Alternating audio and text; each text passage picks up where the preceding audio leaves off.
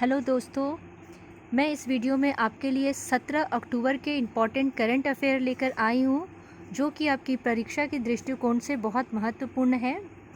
Please आप मेरे channel को सब्सक्राइब करें, लाइक करें और शेयर करें, ताकि मैं आपके लिए ऐसी ही सटीक जानकारी लेकर आती रहूँ और वीडियो बनाती रहूँ। तो आइए देखते हैं हमारा पहला प्रश्न। किस देश के राष्ट्रपति ने अपने पद से इस्तीफा देने की घोषणा की है? ऑप्शंस है कजाकिस्तान, किर्गिस्तान, लेबनान और इसमें से कोई नहीं। इसका सही जवाब है किर्गिस्तान के राष्ट्रपति सोरनबाई जेनेबकोव ने इस्तीफा देने की घोषणा की है। तो आइए जानते हैं किर्गिस्तान के बारे में। किर्गिस्तान की राजधानी है बिश्केक। वहाँ का करेंसी है किर्गिस्तानी सोम और वहाँ के प्रधानमंत्री हैं सादिर जापारोव। चलते हैं अपने अगले सवाल की ओर। हाल ही में भानु अथैया का निधन हुआ है, वह क्या थी? संगीतकार, कॉस्ट्यूम डिज़ाइनर, राजनीतिक और इनमें से कोई नहीं। इसका सही जवाब है कॉस्ट्यूम डिज़ाइनर। वह भारत की पहली महिला ऑस्कर विजेता कॉस्ट्यूम डिज़ाइनर थी, जिन्होंने अकादमी पुरस्कार भी जीता था। ग्लोबल हैंड वॉशिंग डे कब मनाया गया? 10 अक्टूबर, 14 अक्टूबर, 15 अक्टूबर और इनमें से कोई नहीं। इसका सही जवाब है 15 अक्टूबर और इसका थीम है हैंड हाइजीन फॉर ऑल, जिसका उद्देश्य है जागरूकता बढ़ाना और रोग निवारण के प्रभावी साधन के रूप में हैंड वॉशिंग के महत्व पर प्रकाश डालना। आपको याद है कि हमने 14 अक्टूबर को क्या मनाया था? विश्व मानक दिवस, जिसका थीम था protecting the planet with standard. आइए अपना देखते हैं नेक्स्ट क्वेश्चन। तो विश्व खाद्य दिवस कब मनाया गया था? 12 अक्टूबर, 16 अक्टूबर, 17 अक्टूबर, इसमें से कोई नहीं। इसका सही जवाब है 16 अक्टूबर और इसका थीम है ग्रो नरिश सस्टेन टुगेदर। यानी कि 14 अक्टूबर को हमने विश्व मानक दिवस मनाया, 15 अक्टूबर को ग्लोबल हैंड वॉशिंग डे मनाया और 16 अक्टूबर को विश्व खाद्य दिवस मनाया। किस राज्य में सरकार ने राज्य के प्रत्येक पुलिस स्टेशन में महिला हेल्प डेस्क स्थापित करने का आदेश दिया है? ऑप्शंस हैं बिहार, गुजरात, उत्तर प्रदेश, राजस्थान। इसका सही जवाब है उत्तर प्रदेश। तो आइए जानते हैं उत्तर प्रदेश के बारे में। सीएम हैं योगी आदित्यनाथ, गवर्नर हैं आनंदीबेन पटेल। यूपी भारत का पहला राज्य है जिसने कोविड-19 के 1 करोड़ से ज़्यादा टेस्ट कराए हैं। हाल में यूपी गवर्नमेंट ने यूनिफाइड पोर्टल, जिसे यू राइज नामक पोर्टल लॉन्च किया है, जिसे छात्रों को अध्ययन, करियर काउंसलिंग और रोजगार के लिए गाइडलाइन प्रोवाइड कराया जाता है। यूपी सरकार ने घोषणा की है कि गौतम बुद्ध नगर में सबसे बड़ा फिल्म सिटी बनाया जाएगा। यूपी गवर्नमेंट ने अनुसूचित जातियों के समग्र विकास के लिए नवीन रोजगार क्षेत्र योजना का शुभारंभ किया है और कुपोषित बच्चों के परिवार को गाय देने की योजना की पहल भी यूपी गवर्नमेंट ने ही की है। दोस्तों, मैं आपसे एक बात कहना चाहती हूँ कि अभी मैं बहुत सारे स्पेसिफिक वीडियो बनाने जा रही हूँ, जैसे कि गवर्नमेंट स्कीम, रैंकिंग, अपॉइंटमेंट्स जो भी अक्रॉस द वर्ल्ड और रैंकिंग का ही है, और बहुत सारे अलग अलग वीडियोस बनाने के लिए जा रही हूँ। लेकिन इसके लिए आपके सपोर्ट की ज़रूरत है। आप मेरे चैनल को सब्सक्राइब करना ना भूलें प्लीज़। आपका सब्सक्रिप्शन नहीं मिलेगा तो मैं बहुत सारे इन्फॉर्मेशंस जो है वो आप तक नहीं पहुंचा पाऊंगी। तो प्लीज़ अभी के अभी आप मेरे चैनल को सब्सक्राइब कर लें, बेल आइकन दबाएं, ऑल नोटिफिकेशन पे जाएं, वहाँ का बेल आइकन दबाएं, लाइक करें, शेयर करें और प्लीज़ आप अपने कमेंट भी देते रहिए। मुझे कमेंट बहुत ज़रूरी है, आपके सजेशंस बहुत ज़रूरी हैं। तो आइए देखते हैं हमारा अगला सवाल। हाल ही में किस राष्ट्र को संयुक्त राष्ट्र मानवाधिकार परिषद निर्वाचित होने में असफल रहा है। ऑप्शंस हैं अफ़गानिस्तान, सऊदी अरब, रूस और अमेरिका। इसका सही जवाब है सऊदी अरब।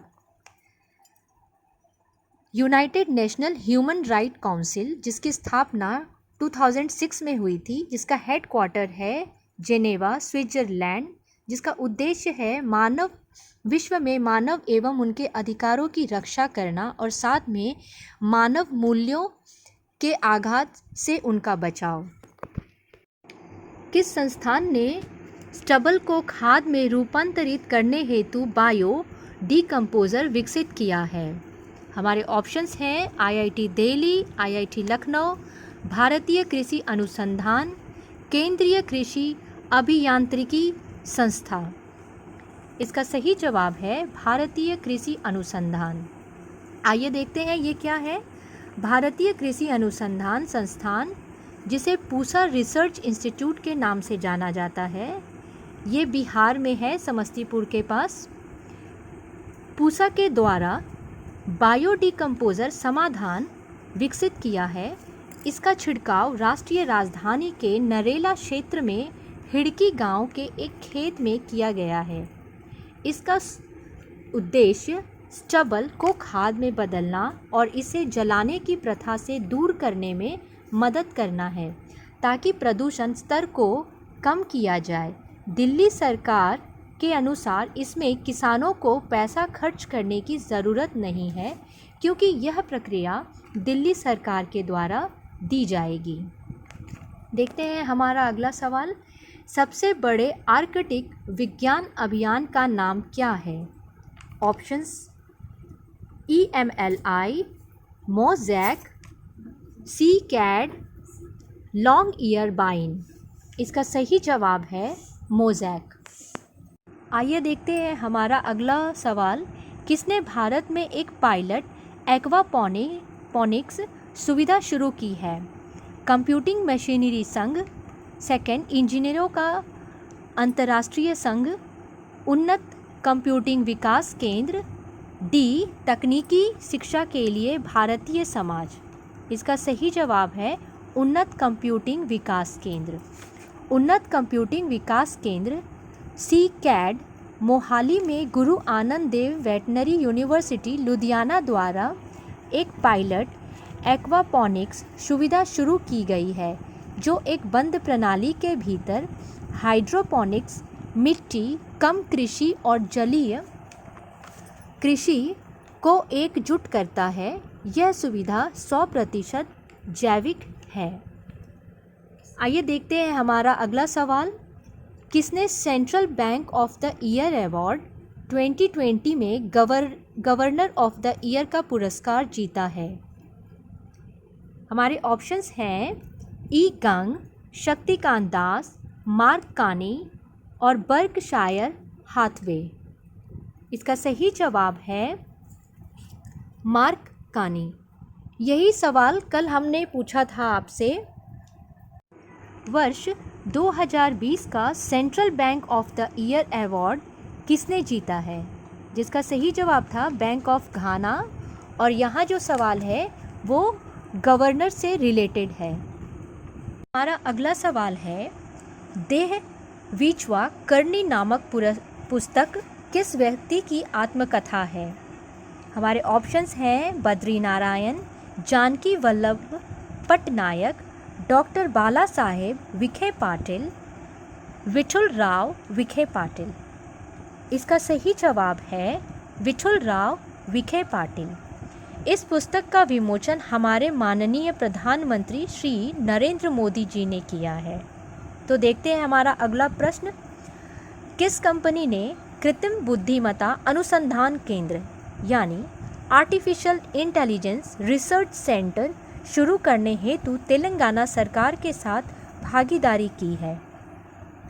ऑप्शंस हैं इंटेल इंडिया, गूगल, फेसबुक या फ्लिपकार्ट। इसका सही जवाब है इंटेल इंडिया।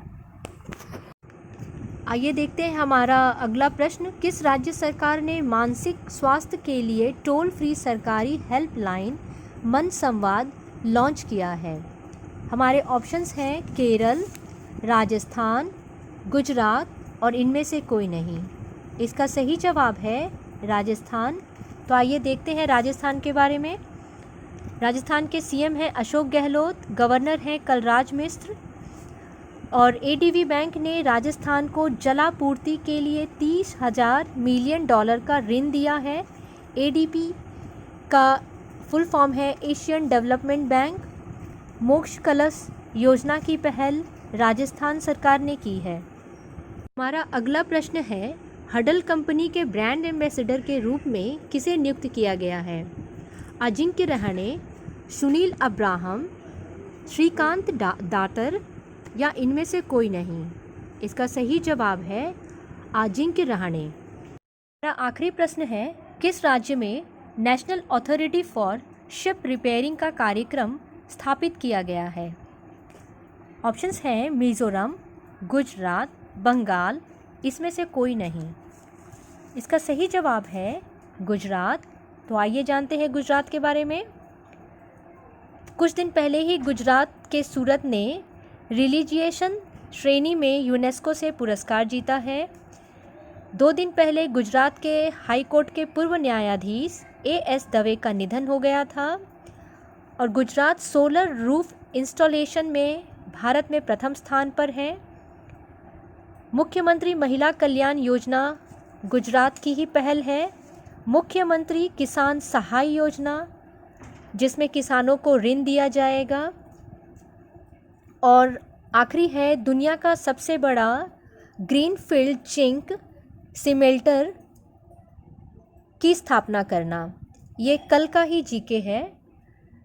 तो आज अपना जीके कार्यक्रम मैं यहीं समाप्त करती हूँ और मैं आपसे उम्मीद करती हूँ कि आपको मेरा ये वीडियो अच्छा लग रहा होगा। आपसे नम्र निवेदन है कि आप मेरे वीडियो को अवश्य सब्सक्राइब करें। आपका सब्सक्रिप्शन बहुत ज़रूरी है। इसे सब्सक्राइब करें, लाइक करें, शेयर करें। Thank you.